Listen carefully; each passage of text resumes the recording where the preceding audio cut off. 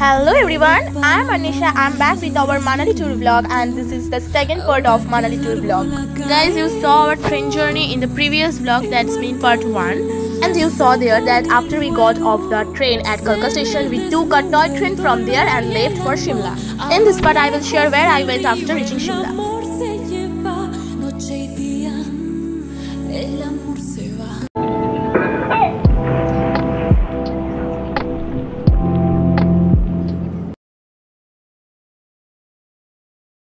সেই দিন শিমলা পৌঁছাতে আমাদের দুপুর হয়ে গেছিল।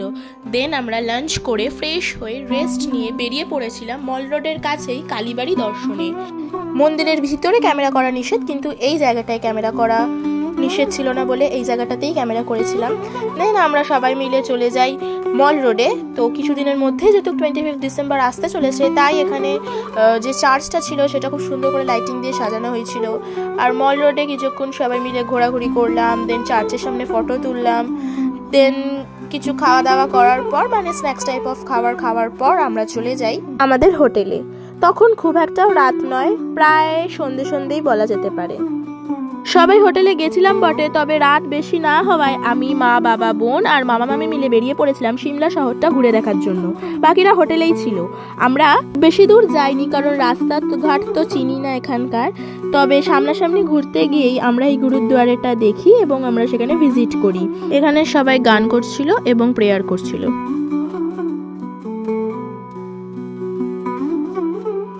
Good morning everyone. আজকে হচ্ছে সেকেন্ড দিন, আর আজকে আমরা রেডি হয়ে এখন হোটেলের সামনেটা রোদ পোয়াচ্ছি। বাকিরা হোটেল দিয়ে বেরাচ্ছে। আজকে আমরা যাব সিমলার সাইট সিন দেখতে, যেমন কুফরি যাব, তারপর গ্রিন ফরেস্ট যাব। রাস্তায় আরো যা পড়বে সবগুলোই দেখবো আর তোমাদের সাথেও শেয়ার করবো। তো চলো দেখতে থাকো। ফার্স্ট আমরা চলে এসেছি গ্রিন ফরেস্টে। মানে গ্রিন ফরেস্ট হচ্ছে গিয়ে ফরেস্টটা নিচে, আমরা উপরে একদম রাস্তার পাশে।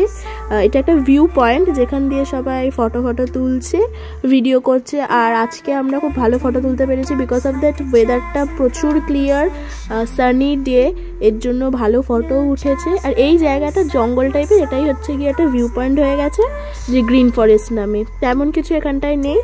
তো এরপর আমরা যাব কুফরিতে। আমরা এখন বাসে উঠে গেছি আর বাকিরা উঠছে। একটা চশমা, মানে একটা সানগ্লাস ভেঙে গেছে আমার দিদার, সেই সানগ্লাসটা এখন জোড়া চাপতি লাগানো হচ্ছে, ঠিক আছে? মানে ওটা লাগানো যাবে না, বাট স্টিল চেষ্টা চলছে। আর ওইদিকে ওটা জোড়া লাগানো তো যায়নি। শেষমেশ ওটা দাদু বলছে এইভাবেই পড়তে হবে, এইভাবেই, মানে মজা করছে যে এইভাবেই এক চোখে পড়েই কোনো অসুবিধা নেই। তো এরকম মজা টজা করতে করতে আমরা চলে গেলাম কুফরি রাইডিংয়ে। তো বললো যে এই যে দুটো চোখে একটা করে পিস করে নিলেই এনাফ। তো যাই হোক, এখন চলো গাড়ি স্টার্ট হবে, বাকিরা উঠে গেছে। তো এই যে আমরা চলে এসেছি কুফরিতে, যেখানে প্রচুর ঘোড়া রয়েছে। আমাদের এই ঘোড়া রাইডস করে এখন ওপরে উঠতে হবে। তো বাকিদের সাথে সবাই বড়রা কথা ডিসাইড করছে যে ঘোড়া করে ওপরে যাবে না গাড়ি করে যাবে, কারণ গাড়ির রেটটা বেশি আর ঘোড়ার রেটটা একটু কম। তো আমার তো মারাত্মক ভয় লাগছে বিকজ অফ দ্যাট একটা ঘোড়াতে একজন করেই বসতে দেবে।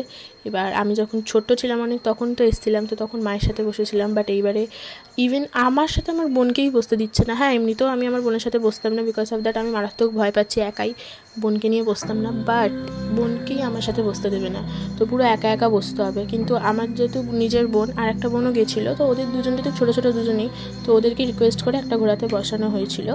আর ভেবেছিলাম ওঠার সময় কোনোরকম ভিডিও হবে না।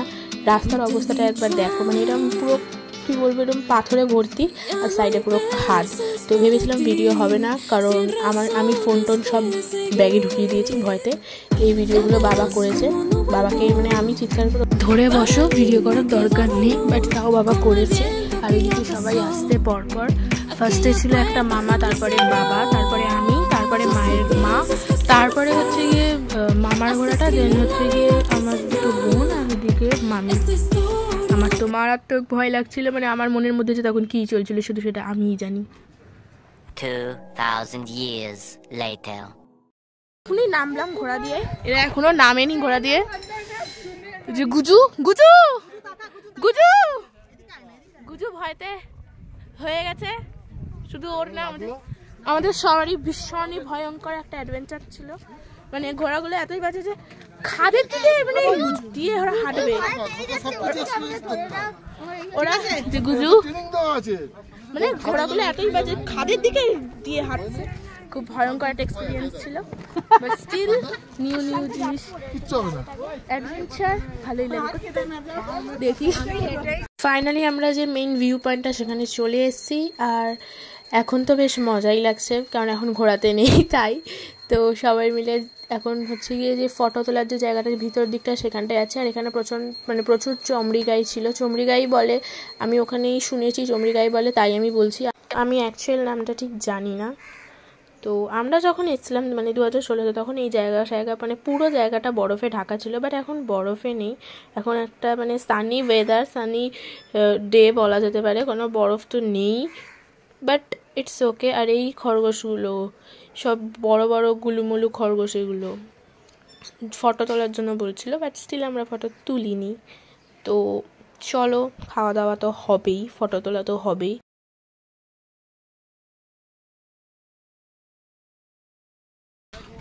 তোর ঘোড়ায় চড়ে কেমন ভয় লাগলো একটু বল।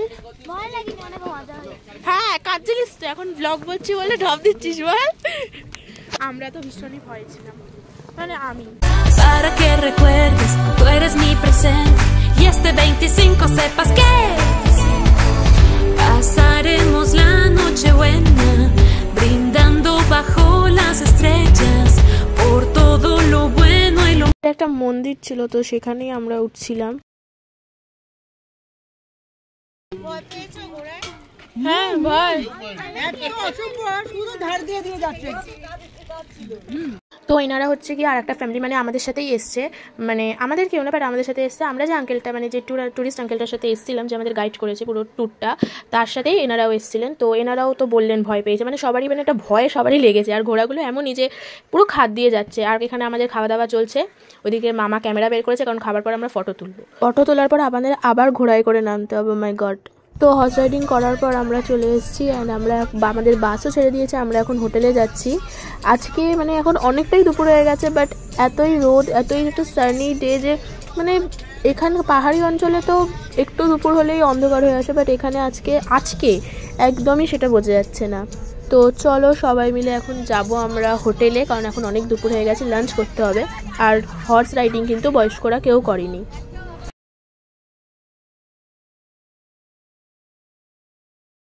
গুড ইভিনিং এভরিওয়ান, ওয়েলকাম আর নিউ ডে। আজকে আমরা আছি ভুন্তারে। আমরা মানালি ডাইরেক্ট যাইনি, মানে সিমলা থেকে ডাইরেক্ট মানালি যাইনি, কারণ ওটার জার্নিটা অনেকটাই বেশি। তো আমরা ভুন্তারে স্টে করছি এখন, মানে ভুন্তারে আস্তে আস্তে ইভিনিং হয়ে গেছে। তো মানালি যেতে গিয়ে তো আরও মানে রাত হয়ে যেত প্রায়। তো আমরা তাই মাঝখানে ভুন্তারটা রেখে দিই, যাতে আমরা স্টে করে রেস্ট মানে যাতে আমাদের হয় সেভাবে আমরা যেতে পারি। তো এখানেও ভুন্তারেও কিছু ঘোরার জায়গা ছিল। তো এইগুলো হচ্ছে গিয়ে যখন ওই বন্যা বা ধ্বংস যখন হয়ে গেছিলো, যে মাটির নিচে সে হোটেলগুলো ঢুকে গেছিলো, এই হোটেল মানে রুম দরজা সব বোঝা যাচ্ছিলো। তো এটা হচ্ছে আমাদের হোটেলের একদম অপোজিটে এই জায়গাটা। তো আমরা সেখানে এসেছিলাম দেখার জন্যই। আমাদের হোটেল দিয়ে এই নদীটা, এটা হচ্ছে বিয়াস নদী, পুরো দেখা যাচ্ছিল। তো আমরা ভাবলাম যে দেখে আসা যাক যে কি অবস্থা হয়েছিল এই হোটেল বাড়িগুলোর। আজকে তার পরের দিন আমরা চলে গেছিলাম মণিকরণে। তারপরে এই কয়েকটা রিভার ছিল, আর এই রিভারের কাছটা এসে আমরা ফটোশ্যুট করছিলাম, ফটো তুলছিলাম। আমার মণিকরণে মারাত্মক ঠান্ডা লাগার কারণে আমি মানে প্রায় অলমোস্ট জমে গেছিলাম। ওই অবস্থায় আমার ভিডিও করার মানে ক্ষমতাটুকু ছিল না, তো তার জন্য আমি সেটার কোনো ক্লিপ নিতে পারিনি। আর এইদিকে হচ্ছে গিয়ে আমরা বসে মানে এখন একটু বেটার আছি আগের দিয়ে, তো তার জন্য ফটো তুলছিলাম। তো এখন তারপরে আমরা যাব হোটেলে, দেন আমরা লাঞ্চ করব। আর ওইদিকের যে ভিউটা, ওপরে স্নোফলস হচ্ছে, কারণ ওপরের যে চূড়াগুলো সেগুলো বরফে ঢেকে গেছে। আমরা সবাই হোটেলে চলে এসেছি, আর গোপুদের দিয়ে দেওয়া হয়েছে আজকে লাঞ্চে হচ্ছে আলু টিক্কা বার্গার। আর দেন আমরা লাঞ্চ করতে বসবো। আমাদের লাঞ্চে ছিল মাছ, ডাল, ভাত আর একটা তরকারি। তো আজকের ব্লগটা এতটুকুই। নেক্সট পার্টে আবার তোমাদের সাথে দেখা হচ্ছে। প্লিজ সাবস্ক্রাইব করো আর পাশে থাকা বেল আইকনটা বাজিয়ে দিও, যাতে এই ভিডিও আপলোড করার সাথে সাথে তোমাদের ফোনে নোটিফিকেশন যায়। And don't forget to like and share.